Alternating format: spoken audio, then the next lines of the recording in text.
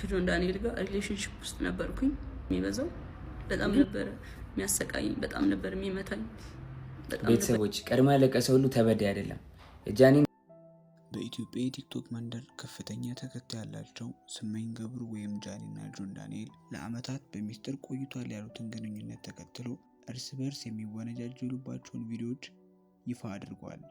ጃኒ የከባድ አካላዊና ስነ ልቦናዊ ጥቃት ሰለባ መሆኗን ስትገልጽ፣ ጆን ዳንኤል በበኩሉ ክሱን በማስተባበል ተበዳዩ እሱ መሆኑን የሚገልጽ የድምፅ ማስረጃዎችን አቅርቧል። የማህበራዊ ሚዲያ ተጽዕኖ ፈጣሪዋ ጃኒ ትላንት ምሽት ባሰራጨችው ቪዲዮ ከጆን ዳንኤል ጋር ለዓመታት በነበራት ድብቅ የፍቅር ግንኙነት ውስጥ ከፍተኛ በደል እንደደረሰባት ገልጻለች።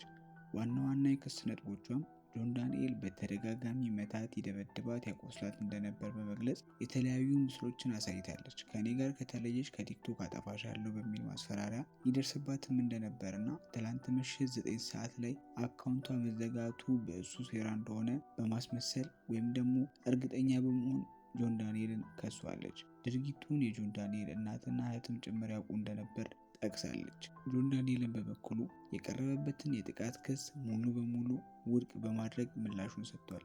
ጆን በምላሹ የጠቀሳቸው ነጥቦች ጃኒ ጎንደር በነበረችበት ወቅት ከሌላ ፍቅረኛ ወይም አዶናይ ጋር ሆና ስልክ በመደወል ስታስቸግረው እንደነበር የሚገልጽ የተቀዳ ድምፅ አሰምቷል። የጃኒ አካውንት መዘጋት ከሱ ጋር ግንኙነት እንደሌለው እና ምናልባት ጃኒ አዲስ አካውንቷን ፎሎ ለማስደረግ ወይም ብዙ ተከታዮችን ለማፍራት የምትጠቀምበት ስልት ሊሆን እንደሚችል ጠቁሟል። ጥቃት ደርሶብሽ ከሆነ ለምን በህግ አልከሰሽኝም ሲል የጠየቀው ጆን ከዓመታት በላይ በህግ ቁጥጥር ስር በነበረበት ወቅት ክስ አለመመስረቷን እንደ መከላከያ አቅርቧል። 2 እህቶች እንዳሉትና በሌላ ሴት ላይ ጥቃት የመፈጸም ማንነት እንደሌለው በግልጽ አሁን አዲስ ህይወት መጀመሩን ገልጿል።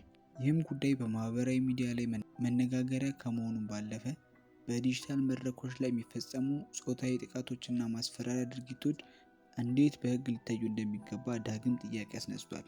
ምንም እንኳን ሁለቱም ወገኖች የራሳቸውን ማስረጃ ቢያቀርቡም የጃኒ አካውንት እንዲዘጋ ያደረገው ግለሰብ ስለመሆኑ እስካሁን በገለልተኛ አካል የተረጋገጠ ማስረጃ የለም።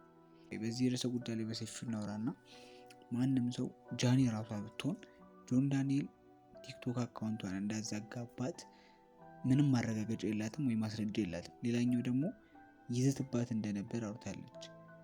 እኛም በተለያዩ ላይቮቹ ላይ አካውንትሽን አዘጋለሁ ምናምን ሲል ሰምተን እናውቃለን። ግን አሁን ላይ እንደዛ ማድረጉን የሚገልጽ ያመጣችው ምንም ማስረጃ የለም። ይሄ ማለት ጆን ዳንኤልን እየደገፍኩ ነው ማለት አይደለም። ሌላኛው ደግሞ እኔን ያጠራጠረኝ ነገር ለምንድን ነው ጎንደር እያለ ቴክስት የምታደርግለት? ከጆን ዳንኤል ጋር እኮ ማለት ከአዶናይ ጋር እኮ ነች። በዛን ታይም ከአዶናይ ጋር ፍቅር ውስጥ ነች። ለምንድን ነው ቴክስት የምታደርግለት? ለዛውም በቃ ሰምታችሁታል። ቮይሱ በጣም ዊርድ፣ በቃ የሆነ የምታቃስት የሚመስል አይነት ድምፅ፣ የሆነ ሌላ ሙድ ውስጥ ያለች አይነት የሚመስል ናየዋለች ወይ ከናየው ዞር ብለን ወይ ምናምን ብላ እኮ ነው እያወራችሁ ያለችው። እና እንደዚህ አይነት ቴክስት ምን ልሆን ብላ ነው የምልክለት? እና እኔ ይሄ ነገር በጣም አጠራጥሮኛል። ማለት ተመታሁት፣ ተጎዳሁት፣ አንገቷን የተቧጨረው ወይም ደግሞ እና አካሏ ላይ ወይም ደግሞ ሰውነቷ ላይ የሚታየው ጆን ዳንኤል ጥቃት አድርሶብኛል ብላ ያሳየችው ቁስል በእርግጥ ሙሉ በሙሉ ጆን ዳንኤል እንዳደረገው እርግጠኛ አይደለም።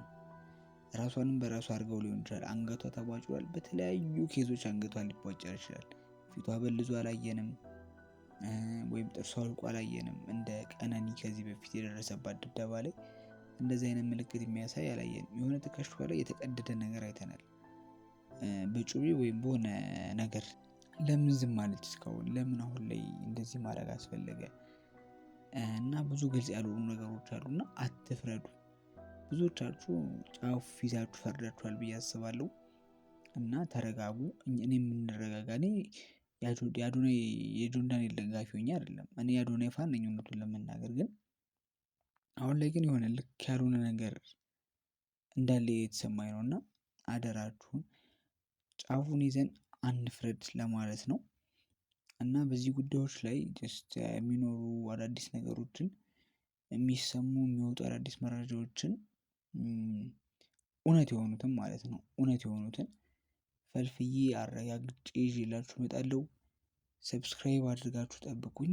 በእርግጥ ነገሩ በጣም ኢንተረስቲንግ ነው። ያው የሰው ጉዳይ የሰው ላይፍም ቢሆን በጣም ግራ የሚያጋባ ነገር ነው እና ከዚህ ባይዘል ጉዳዩ በዚሁ ቢቋጭ ባይ ነኝ።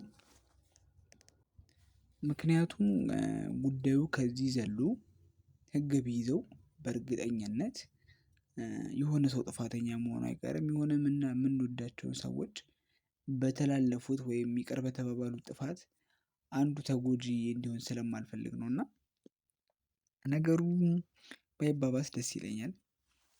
እና ግን ብቻ ለማንም አንወግንም፣ እኔም ለማንም አልወግንም፣ እናንተም ለማንም አትወጉንም። ያለውን እውነት ያለውን የሚወራውን ያቀረቡትን ማስረጃ አይተን አመዛዝነን እንፈርዳለን እንጂ ጫፍ ይዘን አሁን አዶናይ በጣም ስለተወደደ ወይ አዶናይ በጣም ስለሚወደድ ጃኒ አዶናይ ፍቅረኛ ስለሆነች እሷ እንዳትጎዳ ብለን ጆን ዳንኤልም በጭራሽ መጉዳት የለብንም። ያው ምክንያቱም ያው ምንም ያጠፋው ነገር ከሌለ ተጎጂ መሆኑ ባላጠፋው ነገር ስሙ መነሳቱ መወቀሱ በእኛም ቢደርስ ጥሩ ነገር ስላልሆነ ማንም ሰው እንዳይፈርድ። ብዙዎቻችን ያው የአዶናይ ፋን ነን፣ ኢትዮጵያ ውስጥ ያለን በጣም ብዙ ሰዎች የአዶናይ ፋን ነው ብዬ አስባለሁ እና አደራችሁን እንዳፈርዱ። በዚህ ጉዳይ ላይ ማንኛውንም አዲስ ወሬዎች፣ አዲስ መረጃዎች፣ አዲስ ማስረጃዎች በዚህ ቻናል በየጊዜው እለቅላችኋለሁ። ሰብስክራይብ አድርጉ። ሁላችሁም አደራ የምላችሁ ነገር ሳትፈርዱ ቀጣይ መረጃን ጠብቁኝ። ቻው